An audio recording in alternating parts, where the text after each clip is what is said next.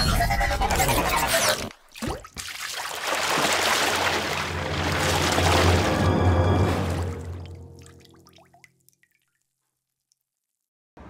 telah katakan bahawa we have to be more digest, we have to have wisdom, we have to be fair, and we have to be open, but at the same time, we have to be really look into our ethical and culture of our society, our country, as well as this region.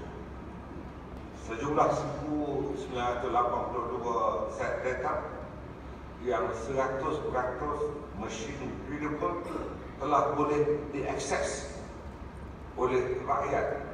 Ini memperlihatkan bahawa tidak mustahil pada tahun 2020 nanti, sebagaimana yang saya sebutkan, daripada kedudukan kita berada di nombor 21, saya yakin apatah lagi Datuk Dr. Mazlan akan kita capai dan gapai ke kedudukan